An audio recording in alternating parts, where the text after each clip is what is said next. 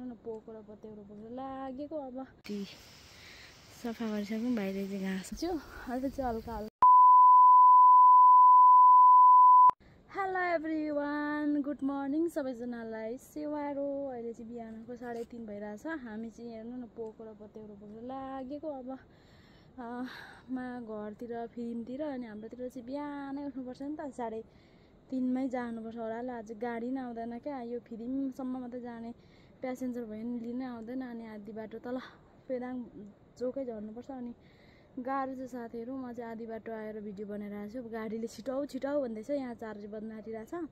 तर म दाजुहरू आउँदै हुनुहुन्छ मलाई पुऱ्याउनु अनि यता बहिनी पनि हुनुहुन्छ बहिनी पनि छ यहाँनिर आकृति कस्तो अनि यहाँ हेर्नु न साथी हाम्रो हात्सी डग्गी अनि हामी चाहिँ यस्तो ओह्रालो बाटो हिँड्नुपर्छ राति ओ के भन्नु हाम्रो गाउँ चाहिँ साह्रै सुविधायुक्त ठाउँ हो कि त्यही भएर यसरी साथीहरू भारी बोकेर बिहान बिहान हिँड्नुपर्छ म त बाटो पनि देख्दिनँ कि क्या हो अनि साथीहरू फेरि लाइन कहिले दिन्छ कहिले दिँदैन भिडियोहरू साह्रै उ गरिरहेछ ढिलो लगाइरहेको छु अस्तिको भिडियोहरू अब के कसो हुन्छ साथीहरू हेर्दै जाउँ हामी जाने ठाउँ चाहिँ हामी चाहिँ आधी बाटोमा आएर मैले भिडियो बनाएको तर बत्ती बल्दै गरेको ठाउँ हो पुग्नु पर्ने चाहिँ गाडी चढ्ने ठाउँ चाहिँ त्यहाँ हो अनि हामी चाहिँ यसरी टक्क टक्क टक्क लगाएर हिँड्दैछौँ अहिले आँखा पनि पो देखिँदैन है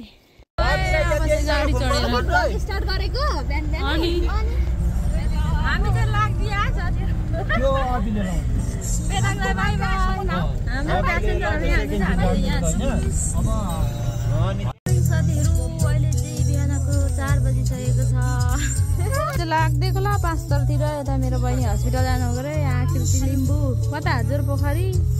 अनि हाम्रो प्यासेन्जरहरु चाहिँ यतातिर मैले चाहिँ क्यामेरा गरेर देखाउँछु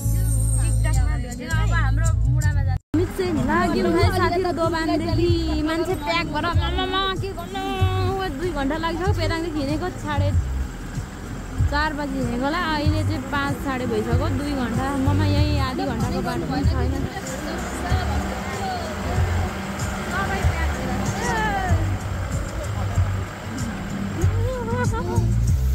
हाम्रो अवस्था चाहिँ एकदम गाह्रो विषय भइरहेछ म अगाडि थिएँ अहिले पछाडि लास्टमा भरे अन्तिममा चाहिँ मुडामै पर्छ होला प्यासेन्जर धेर भएर बिचोक भइरहेको छ अनि म चाहिँ अन्तिममा चाहिँ यहाँ मैले भएर मेरो बहिनी पनि बोकिरहेको छु हामी हिँडेको चाहिँ 3:30 मै कति बजिसक्यो 5-6 बज्न आँटिसक्यो बागथोला निस्केको छैन कति धेरै टाइम लाग्यो भने आज छ्या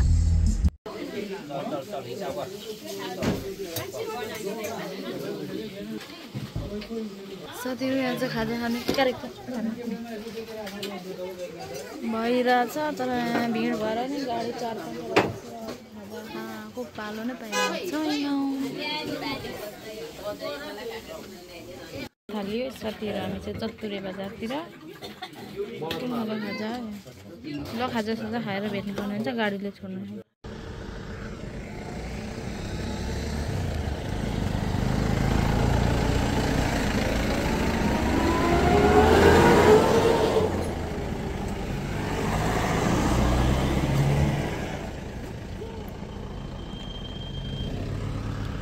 आज चाहिँ एकदम भिड भएर आमामा यत्रो 6-7वटा गाडी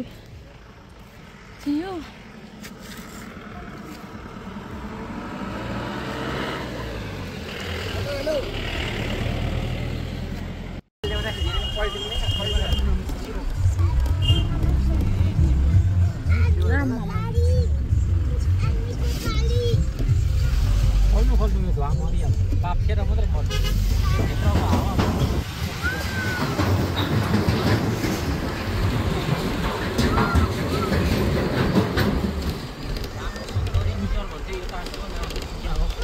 साथीहरु हामी चाहिँ फ्रीमा आएर पनि यहाँ बहिनीहरुलाई रुम खोजिदिराखेको पर घर जाउँ भनेको मान्नु न जादा त पनि अनि खाना खानु गयो बहिनी चाहिँ अनि यता काकी चाहिँ आराम गर्दै हुनुहुन्छ अब काकीलाई चाहिँ हस्पिटल जोइन गरिराखेर घर जानुपर्ने रुम खोजेर आएर यहाँ खाजा खानु आँटेको मेरो बहिनी र म चाहिँ काकी चाहिँ माथि नै आराम गरिराख्नु भएको छ अब खाजा खाइसकेपछि भेट्नु पर्ने हुन्छ साथीहरु अब हतार साथीहरु बजारबाट यहाँबाट अब चाहिँ म चाहिँ रिजर्भमा जानुपर्ने हुन्छ एक्लै छु स्कुल लाग्दै रहेछ उता जाउँ न अलिकति केही मात्रामा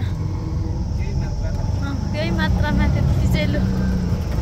हाम्रो घर जाने बाटो चाहिँ यस्तो छ है साथीहरू कच्ची आइआए हाम्रो गाउँतिर आउँदा यसरी हल्लिनु पर्थ्यो यहाँ पनि भर लागेको त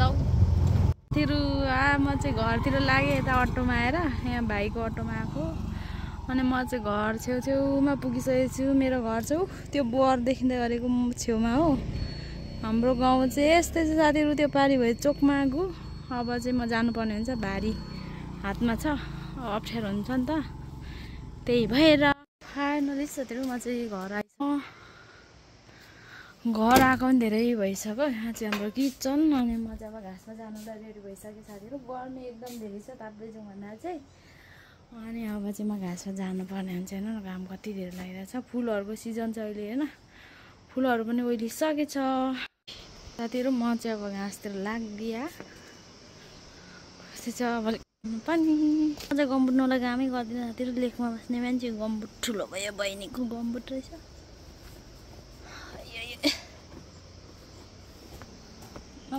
कस्तो खुक्लु खुक्लु गर्छ त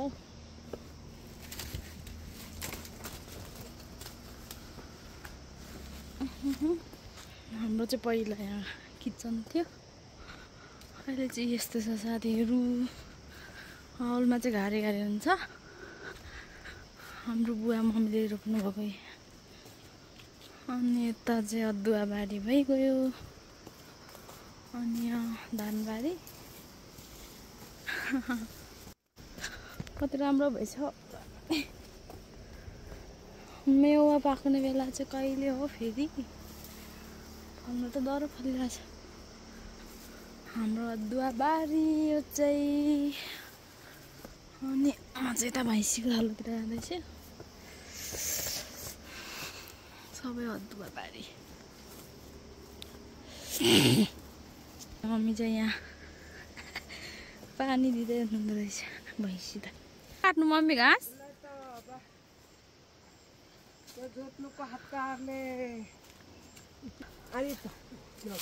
ए त्यो भित्ता हुँदी भैँसी त कति बलियो तर फर्सीको लहरा त सुँगुरलाई चारो पनि हुन्छ त आइज हाम्रो घरमा दुईटा भैँसी चाहिँ दुना रहेछ है साथीहरू हामीले चाहिँ भाइ र मैले यति सफा गरिसक्यौँ भाइले चाहिँ घाँस हसाउँदै हुनुहुन्छ भैँसीको कटेरोमा अनि यता तल मम्मी चाहिँ भित्ता काट्दै हुनुहुन्छ अझै सानो बोलिरहेछ अप्ठ्यारो लागिरहेछ अनि म चाहिँ माथि घरदेखि आएर आज यति काम चाहिँ गरिरहेको छौँ हामीले फर्सीहरू यताउता लहराहरू तानेर सुन्तलाहरू पनि फल्नु थालेछ अब कात्तिकमा चाहिँ खाने बेला हुन्छ अरे अनि हेर्न सक्नुहुन्छ होइन घर यहाँ भाइले कोपीको बिरुवा राख्ने अरे त्यही भएर हामीले चाहिँ हतार हतार सफा गर्दैछौँ साथीहरू अहिले चाहिँ 4:30 भइसक्यो अब हेरौँ कति काम भइन्छ यो चाहिँ सफा गरिसकेर घाँस ससारिसकेर म चाहिँ सुँगुर चारोहरू यताउता गरेर माथि दाजुको घरमा जानुपर्ने छ अनि यस्तै छ साथीहरू अब काम त जहीँ गए पनि गर्नै पर्ने हुन्छ फाइनली साथीहरू म चाहिँ दाजुकोमा लागेको 5 बजेर नागिसक्यो बल्ल बल्ल अब यताउता काम गर्दै सुँगुर चारो दिन गयो अनि म चाहिँ हाम्रो घरदेखि चाहिँ ठ्याक्कै 1 मिनट लाग्छ पुग्नु मजा मैले पनि गऱ्यौँ यताउता गऱ्यो हतार के गर्दा गर्दा अब घरमा कोही नभएपछि घाँसहरू यताउता भाइसँग सफा गऱ्यो साथीहरू मैले चाहिँ यहाँ दाजुको लागि कसैले लगेर जाँदैछु हाम्रो दाजु जे जस्तो भए पनि आफूले बे गरेको ठाउँमा एकजना माइतीको दाजु धेरै खुसी लाग्दो रहेछ त्यही भएर म चाहिँ जाँदैछु साथीहरू घरदेखि लिएको कति भयो अब पुग्न पनि लागे अब 20 सेकेन्डमा पुग्छु र चाहिँ सामदेनको धानबारी बेसी खेत पुरै भिडियो चाहिँ भोलि पर्सिमा देखाउँछु अहिले चाहिँ हल्का हल्का मात्रै देखेर छु मैले चाहिँ यता भयो अदुवाबारी, यता भयो सुन्तलाबारी। यस्तै छ झापा जस्तो लाग्छ मलाई त। यहाँ त